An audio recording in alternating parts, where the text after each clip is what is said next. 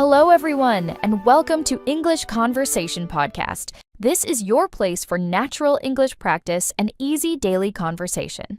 Hi there, I'm Mike. And I'm Sarah. We're really happy you're here today. Before we jump in, we'd like to ask you for one small thing. Yes, if you're enjoying this podcast, please hit the like button and subscribe.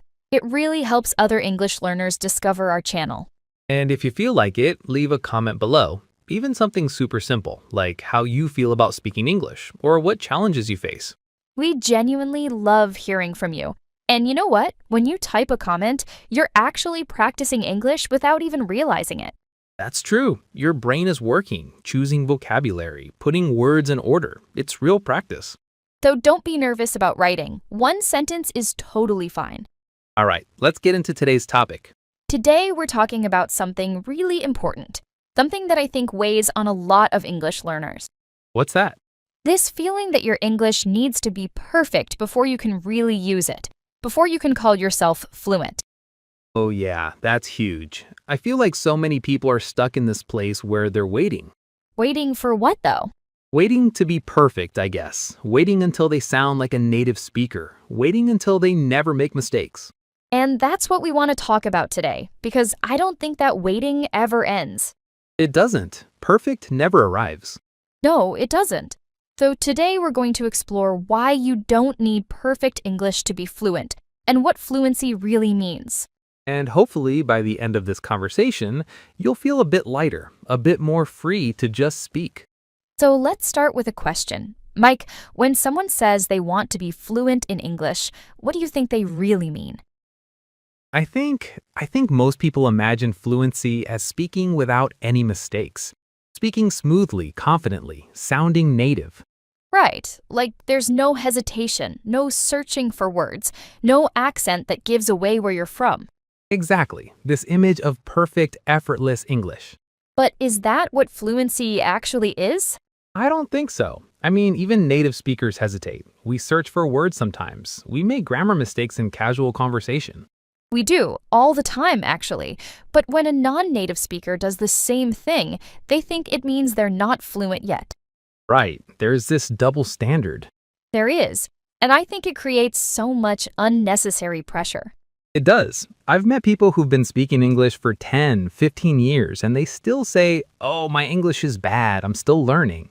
Even though they can communicate everything they need to communicate. Exactly. So clearly, their definition of good English is something unrealistic.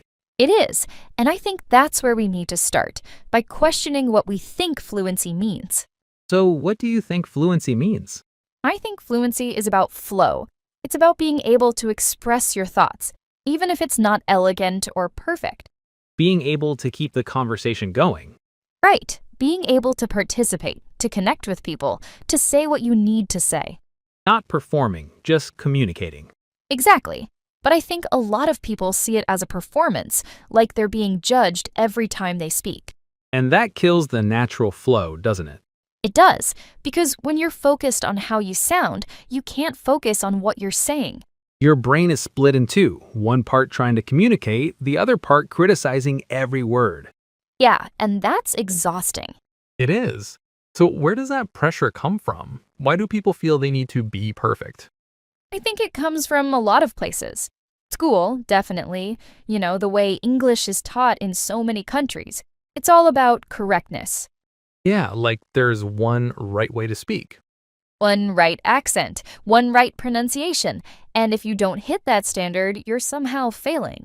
But that's so strange when you think about it, because what even is a native speaker? I mean, there are so many different English accents in the world.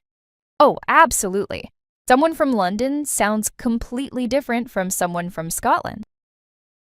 And someone from New York sounds nothing like someone from Texas. Exactly. So when someone says, "I want to sound like a native speaker," which native speaker are they talking about? Right? It's such an unclear goal. It's like chasing something that doesn't even exist as one single thing. And I think social media makes it worse now, too. How so? Well, you're constantly seeing these videos of people who are incredibly fluent or who have these beautiful accents, and you compare yourself to them. Right. And you forget that you're seeing the highlight reel. You're not seeing all the mistakes they made along the way. Exactly. You're just seeing the polished version. And then you judge your own messy, everyday English against that. Which is so unfair to yourself. It really is. And I think with English, because it's become this global language, there's this extra layer of pressure. What do you mean? Like, it's not just about communicating. It feels like you're being judged every time you open your mouth. Like there's an invisible audience scoring you. God, that's exhausting just thinking about it. It is. And I think that's why so many people freeze when they try to speak English, even when they know the words. Yeah, it's like your brain is split in two. One part is trying to communicate, and the other is just criticizing every word that comes out. Exactly. You're monitoring yourself in real time, and that kills the flow. It does. I mean, think about when you speak your native language. You don't think about grammar, you don't think about whether your accent is correct, you just talk. Right. There's no pressure. You trust that what you say will be understood. But with English, for so many people, that trust isn't there. There's always this voice in the back of their head saying you're doing it wrong, Even when they're not. even when they're not. Yeah, so let's talk about where that voice comes from. I think it's a combination of things. Teachers who corrected every little mistake. Exams that made you feel like perfection was the only acceptable standard. Maybe even other people's reactions, you know? Like if someone didn't understand you once and you felt embarrassed, that memory sticks with you. Yeah, those moments can really shape how you feel about speaking. They can. And the thing is, native speakers make mistakes all the time. We stumble over words, we forget what we were going to say, we use incorrect grammar in casual conversation. But somehow, when a non-native speaker does the same thing, it feels like proof that they're not good enough. That's such a double standard. It really is. And I think it's important to realize that, that native speakers aren't walking around speaking perfect English. We're just speaking, and people understand us anyway. Right. Communication isn't about perfection, it's about connection. Exactly. It's about getting your meaning across. It's about being part of the conversation. But I think when you're learning a language or when you're still building confidence in it, it's hard to see it that way. Yeah. And I wonder how much of that is just fear, fear of being judged, fear of not being taken seriously. That's a real thing. People do make assumptions based on accents. They do. And it's not fair, but it happens. And I think people who speak English as a second or third language, they're very aware of that.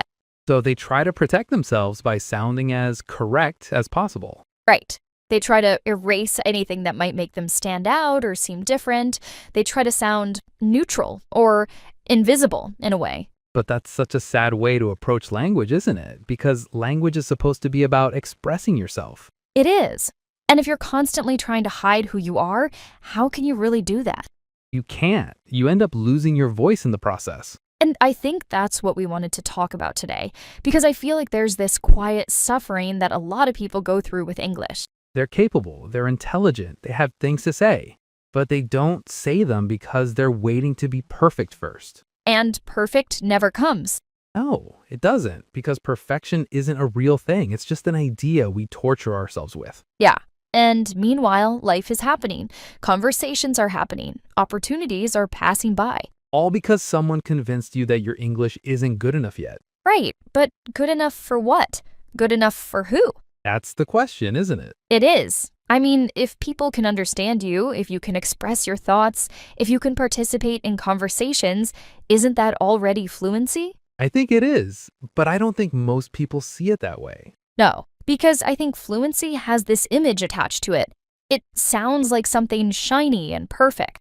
Like it's this finish line you have to cross. Exactly. And once you cross it, then you're finally a real English speaker. But that's such a harmful way to think about it. It is, because it keeps people stuck. They're always waiting, always preparing, always thinking, not yet, I'm not ready yet. Even after years. Even after years, yeah. So let's talk about what happens when people carry this pressure around. Good idea, because I think that pressure shows up in different ways for different people. It does. Some people just go silent. They stop trying to speak because the fear is too much. Right, they withdraw completely. Yeah, and then other people, they keep speaking, but they're so tense about it that it doesn't even feel like communication anymore. It feels like walking on eggshells. Oh, I know exactly what you mean. It's like every sentence is a test you might fail. Exactly. And you're listening to yourself more than you're listening to the other person. Which is such a strange experience when you think about it, because in a real conversation, you should be present with the other person. You should be responding to what they're saying, reacting naturally. But if you're too busy worrying about your pronunciation or your grammar, you can't do that. No, you're stuck in your own head. You're not really there. And I think that's one of the saddest parts of this whole thing, because language is supposed to connect people, but when you're that afraid, it actually isolates you. It does. You're physically in the conversation, but mentally you're somewhere else. You're in this loop of self criticism. Yeah, and I wonder how many interesting thoughts, how many good ideas just never get shared because someone decided their English wasn't good enough to say them. Oh, probably thousands, millions even. It's a huge loss, really, not just for them, but for everyone, because we're missing out on their perspective, their voice. We are. And they're probably the ones with the most interesting things to say, you know? Because they've lived in different cultures, they see things from different angles. Right, but instead of sharing that, they're worried about whether they use the right preposition. Exactly, which in the bigger picture doesn't matter at all. It doesn't. I mean, I think about conversations I've had with people who speak English as a second language, and honestly, I've never once cared about their grammar. Same. I care about what they're telling me. I care about their ideas. And usually, I don't even notice mistakes unless they actually prevent me from understanding. And that's pretty rare. Yeah, it is rare because people are usually much clearer than they think they are.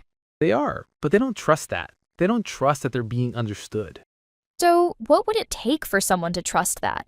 Like, how do you go from feeling like every word is wrong to feeling like you can just speak? I don't know if there's one answer to that, but I think part of it is changing what you think fluency means. How so? Well, I think a lot of people think fluency means speaking perfectly. No pauses, no mistakes, no hesitation, just smooth, effortless English. Like water flowing.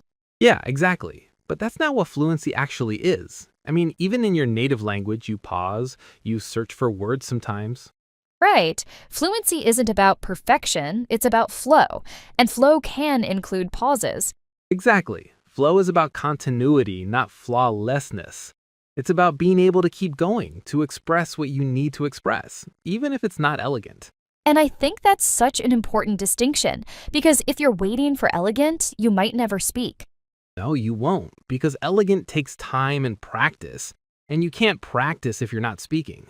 It's like this paradox. You need to speak to get better, but you won't speak because you don't think you're good enough yet.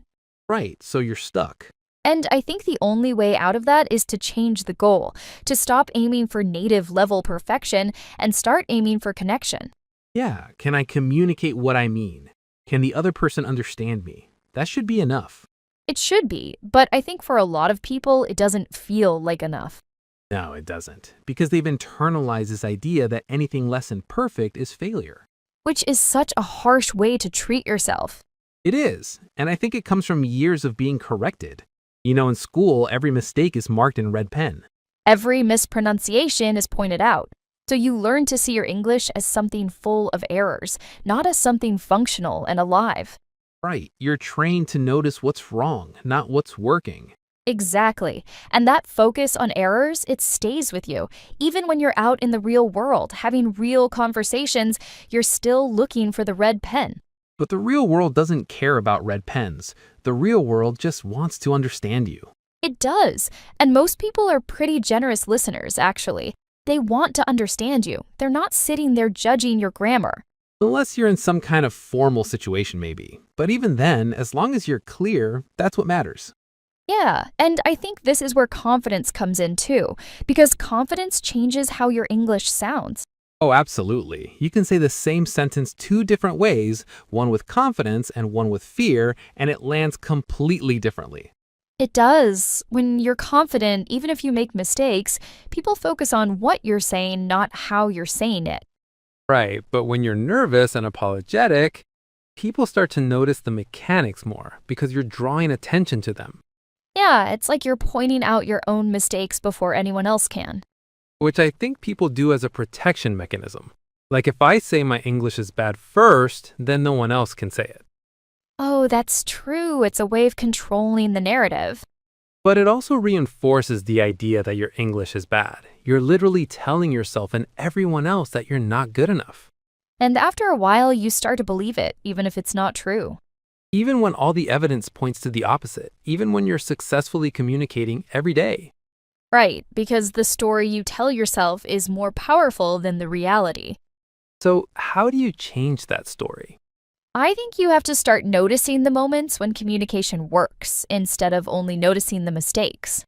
Like actively looking for proof that you're understood? Yeah, because it's there. It happens all the time. But if you're only focused on what went wrong, you miss it.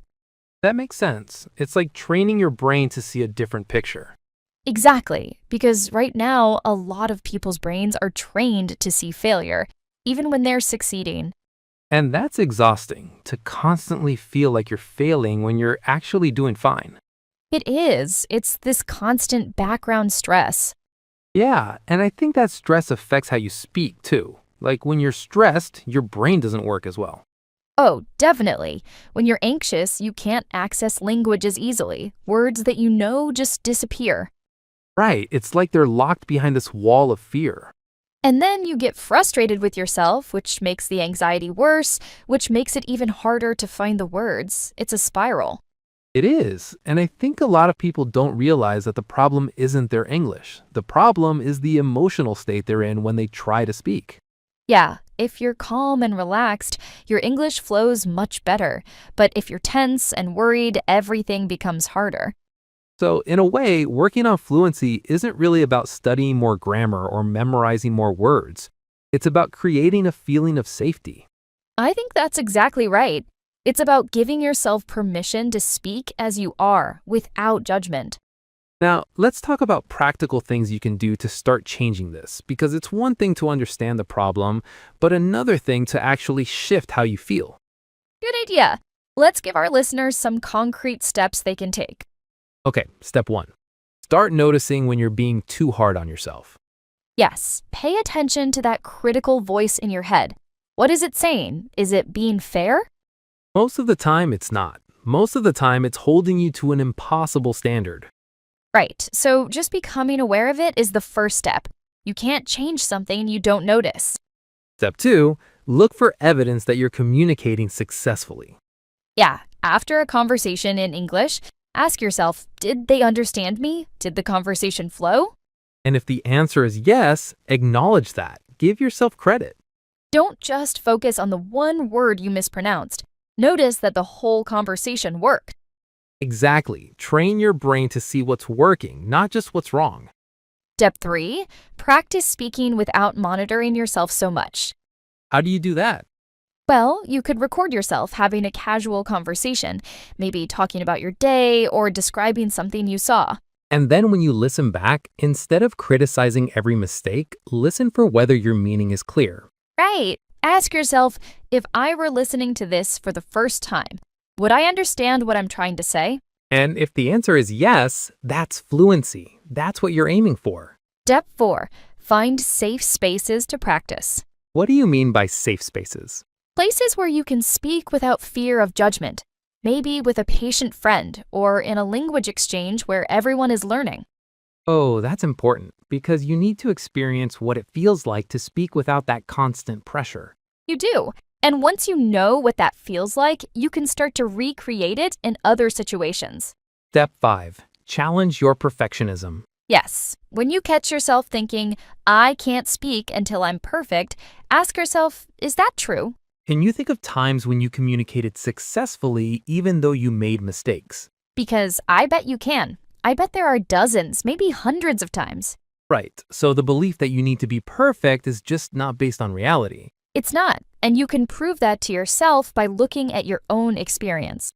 Step 6. Redefine what fluency means to you. This is big.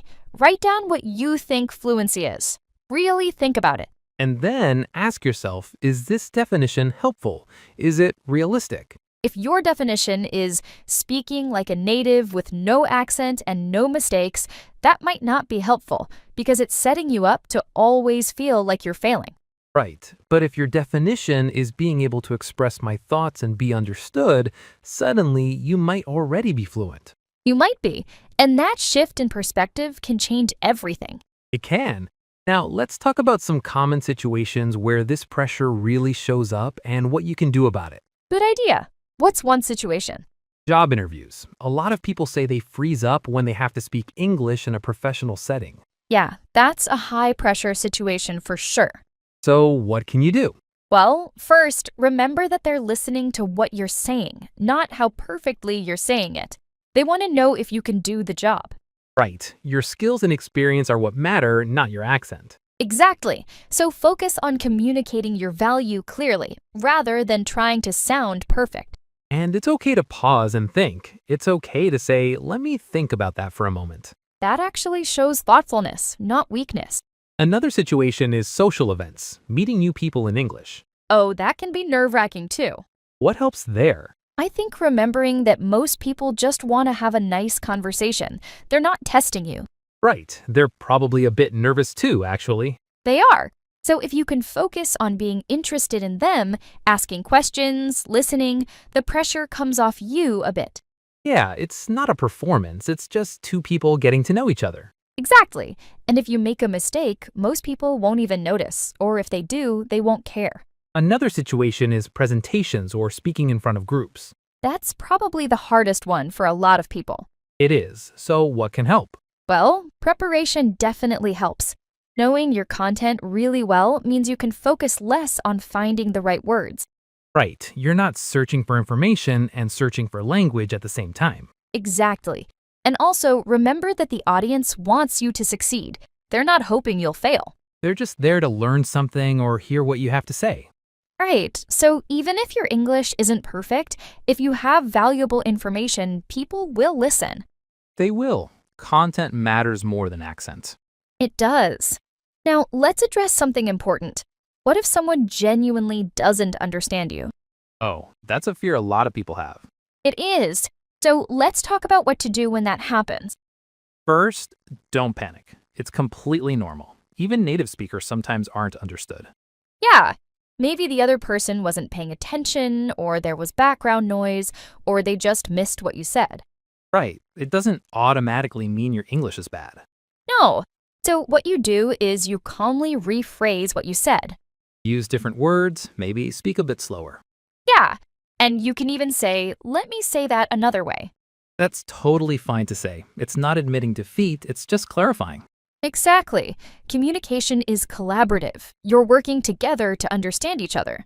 And if they still don't understand after a couple of tries, you can write it down or use a gesture or find another way. Right. There are always options. One miscommunication doesn't mean you can't speak English. No, it just means that particular moment didn't work and you find another way. Yeah, and usually after you clarify, the conversation just continues normally. It does. It's not as big a deal as people think it is. It's not, but I think people catastrophize it in their minds. They think one misunderstanding means total failure. When really, it's just a normal part of any conversation. Exactly. Now let's talk about something else, the role of your accent. Oh, this is important because I think a lot of people worry about their accent. They do. They think their accent is holding them back. But is it really? Usually, no. I mean, as long as you're clear, your accent doesn't matter. Right. There's so many different English accents in the world. Indian English, Nigerian English, Singaporean English. Australian, Irish, Scottish, South African. Exactly. And they're all valid. They're all real English. They are. So why should a Spanish accent or a Korean accent or an Arabic accent be any different? It shouldn't. An accent just tells people where you're from. It's part of your identity. It is. And trying to eliminate it completely is actually trying to erase part of who you are. Which seems sad when you put it that way. It is sad. I mean, your accent carries your history. It tells a story about you.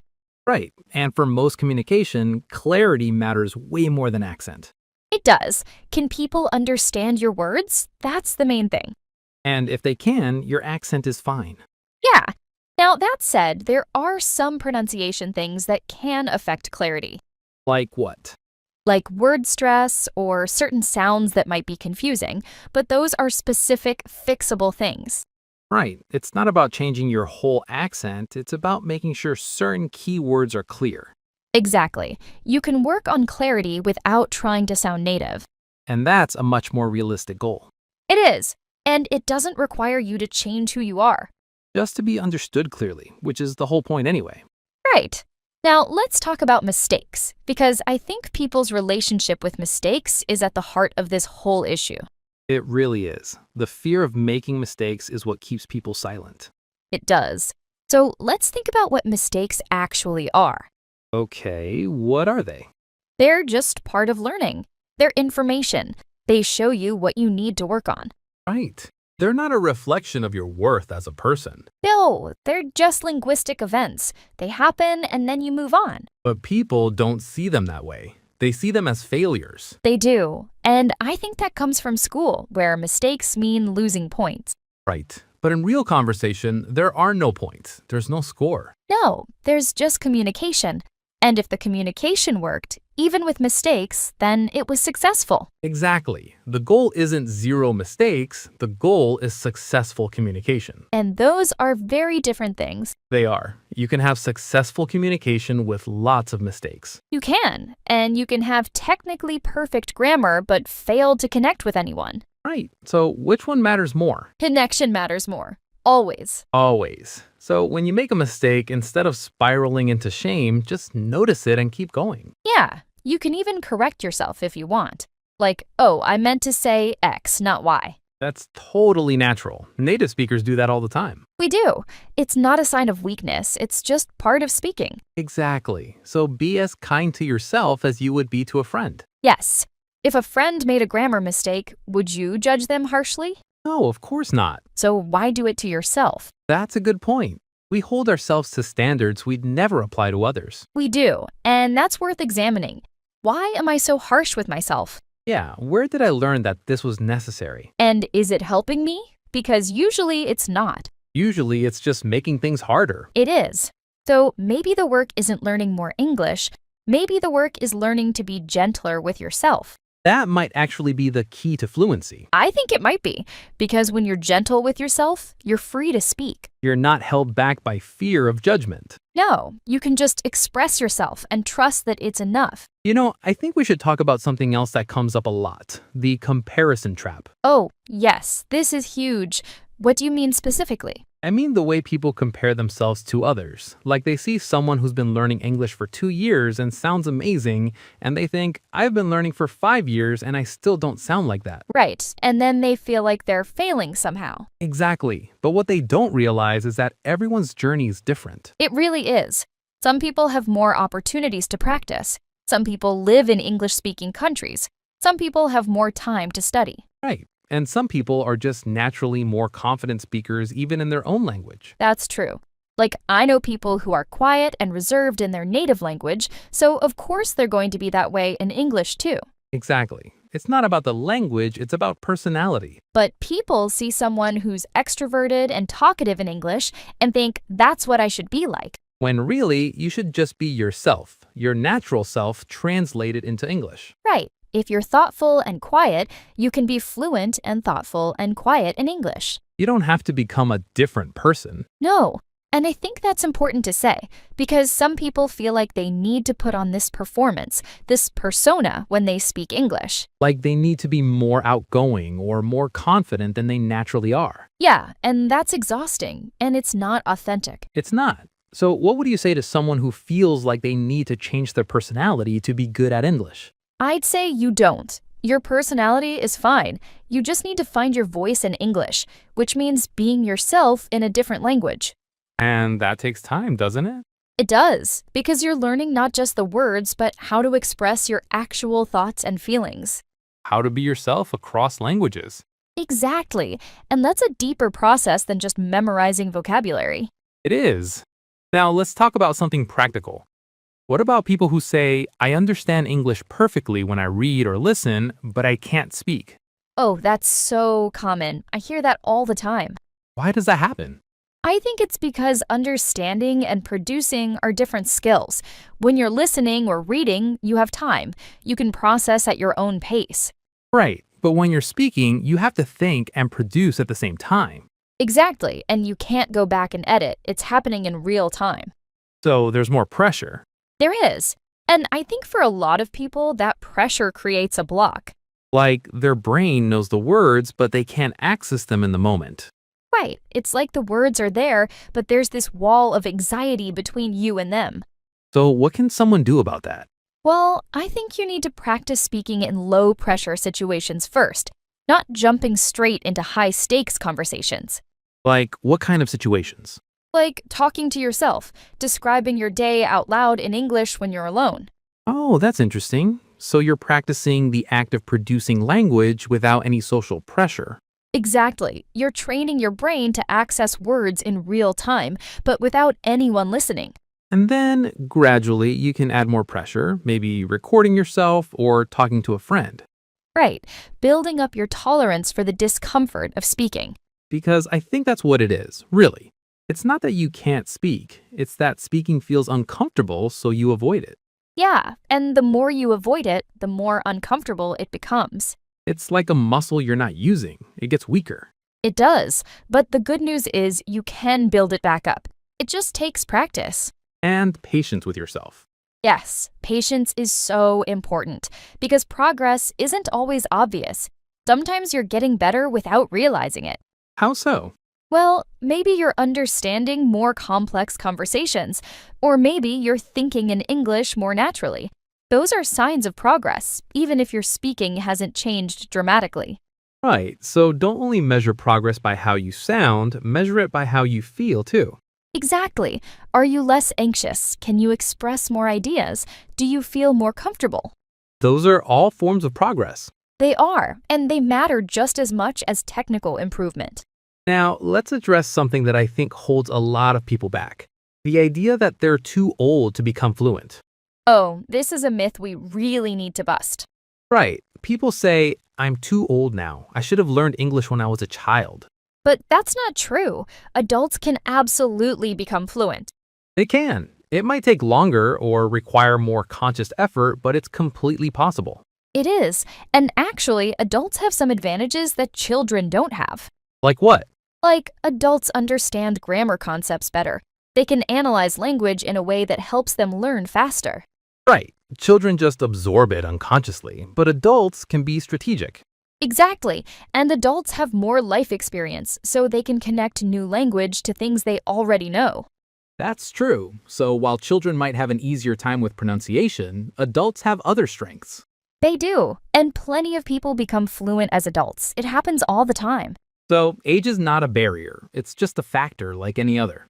Right, the real barrier is usually belief. If you believe you can't do it because you're too old, you probably won't. But if you believe it's possible, even if it takes time, you'll keep going. Exactly. Mindset matters more than age.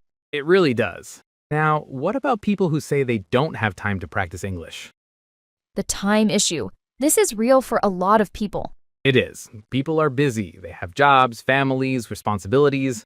Right, so how do you practice English when you barely have time to breathe? I think you have to integrate it into your life instead of adding it as a separate task. What do you mean? Like, instead of saying, I need to study English for an hour today, you just use English throughout your day. Oh, like changing your phone to English or listening to English podcasts while you commute.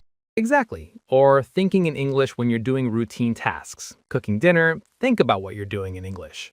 Right, I'm chopping onions, now I'm heating the pan. Yeah, it sounds silly, but it's actually really effective. You're practicing without taking extra time. And it makes English feel more natural, more integrated into your life. Exactly. It's not this separate thing you have to do, it's just part of your day. I love that approach because I think people often make English learning feel like this heavy obligation. They do, and then they feel guilty when they don't have time for it. Right, but if you can just weave it into your existing life, there's no guilt. It's just there. And little moments add up. 5 minutes here, 10 minutes there. Over months and years, that's a lot of practice. Absolutely. It's better to do a little bit every day than to study intensely once a week. Because your brain needs regular exposure to form lasting connections. Right. Language learning is about repetition over time, not cramming. Exactly. So for anyone listening who feels like they don't have time, you probably have more time than you think. You just need to use it differently. Yeah, and remember, listening counts as practice. thinking in English counts. Even passive exposure counts. It does. You don't always have to be actively studying. Your brain is learning even when you're just immersed in the language. Now, let's talk about something else, the role of enjoyment in learning.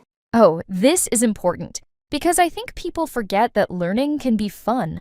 They do. They approach it like a chore, like something they have to do. Right, but if you're not enjoying it, you're not going to stick with it. No, you're not. So, how do you make English enjoyable? Well, I think you need to find content that you actually care about. Not just textbooks or learning materials, but things that interest you. Like what? Like, if you love cooking, watch cooking shows in English. If you love sports, follow sports news in English. Oh, so you're learning English through things you'd enjoy anyway. Exactly. The English becomes secondary. You're not studying the language, you're just enjoying content that happens to be in English. And your brain is learning without feeling like it's work. Right, it's effortless learning because you're motivated by interest, not obligation. That's brilliant. So, find what you love and do it in English. Yes, and this works for all levels. Even beginners can find content that's interesting and accessible. Like simple news articles or YouTube videos with subtitles. Exactly. Or podcasts like this one, where the language is clear and conversational.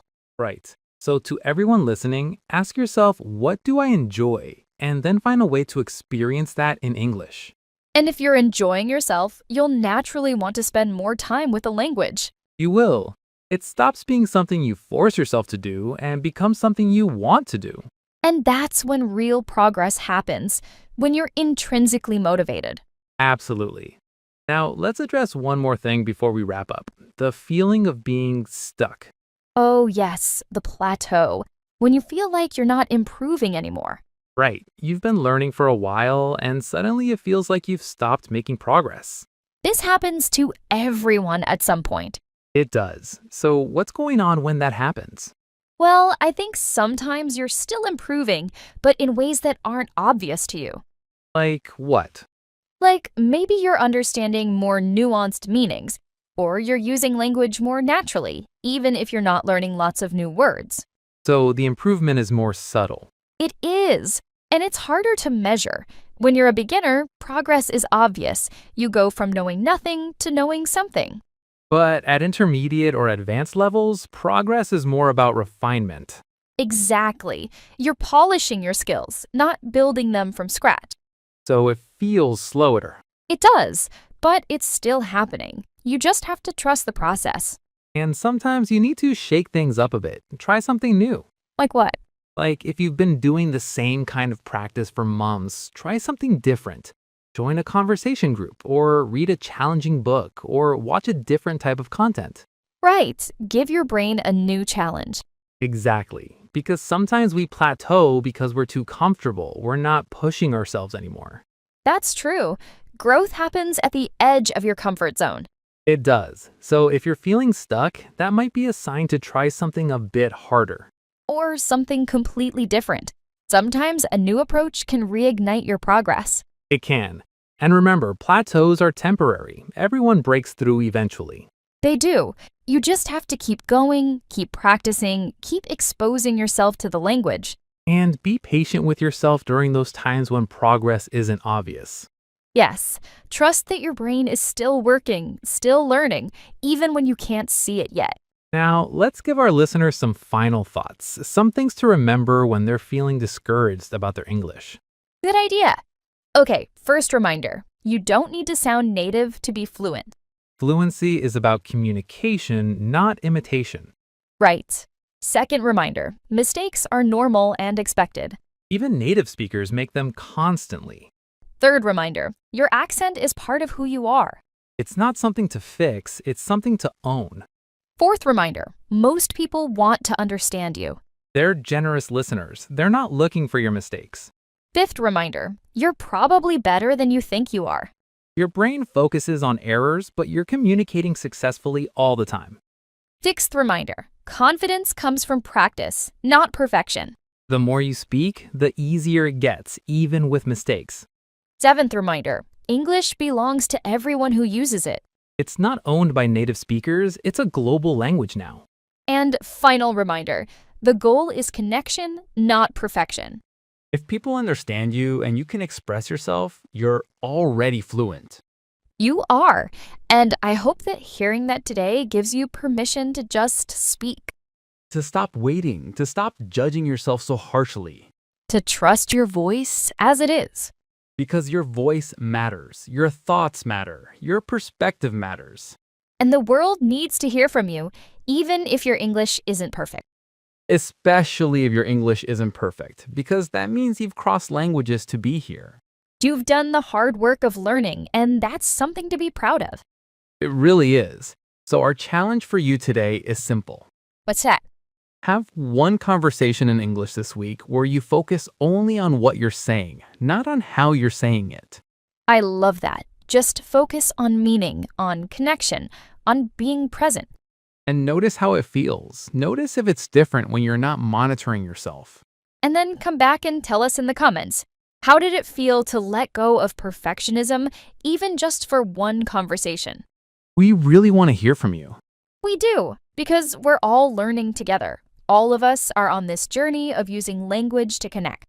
And none of us are perfect at it. We're all just doing our best. That's all any of us can do, our best, and your best is already enough. It is. So please hit the like button if this episode resonated with you. And subscribe so you don't miss our next conversation. We put out new episodes every week, all designed to help you feel more confident and natural in English. And leave us a comment. Tell us how you feel about your English. What worries you? What have you learned? Even one sentence is perfect. We read every comment. We do, and we love hearing from you. You're not alone in this. You're not. There are millions of people learning English, all feeling the same things you're feeling. So let's support each other. Let's remind each other that we don't need to be perfect. We just need to be ourselves. Brave enough to speak, Brave enough to connect. even when it's scary, even when we're not sure we're doing it right. Because there is no one right way. There's just your way. And your way is valid. It is. So thank you for being here with us today. Thank you for listening. Thank you for learning. Thank you for being part of this community. Keep speaking, keep trying, keep believing in yourself. Because your English is already better than you think. It is, and it's only going to get better. Not because you'll become perfect, but because you'll become more free. Free to express yourself, free to connect, free to just be. And that's what fluency really is. Not perfection, just freedom. This has been English Conversation Podcast. I'm Sarah. And I'm Mike. Keep practicing, keep speaking, and most importantly, keep being kind to yourself. Your English journey is uniquely yours. Honor it. We'll see you in the next episode. Until then, take care and keep learning. Goodbye, everyone. Bye-bye.